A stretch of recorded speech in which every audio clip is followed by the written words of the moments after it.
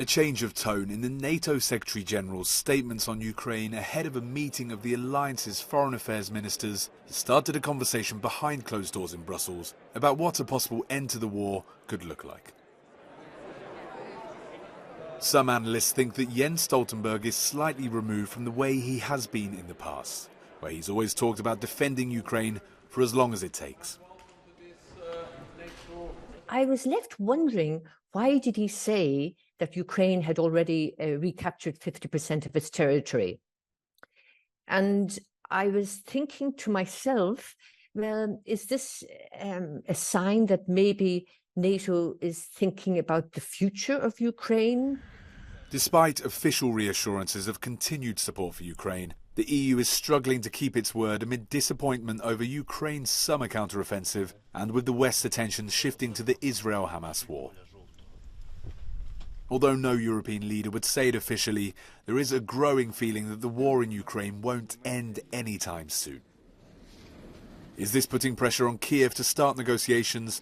Not according to the EU's Foreign Affairs Chief Joseph Borrell, who met with Ukraine's Minister for Foreign Affairs on Wednesday in Brussels, both of whom denied any pressure. I don't see any sign of members having what you call fatigue.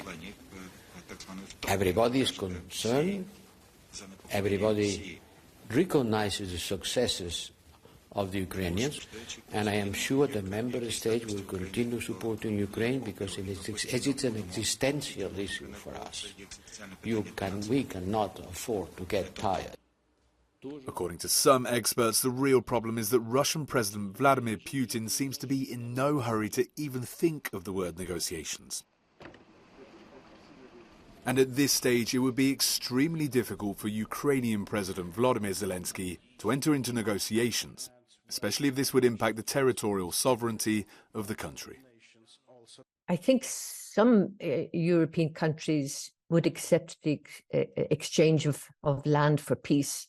But this is very complicated, highly political, highly emotional. But President Zelensky himself would be the person who would have to make this decision, but it's a kind of treacherous decision as well. NATO's support could play an important role for the future of the conflict, and the possibility of Ukraine becoming a member of the alliance could also be critical.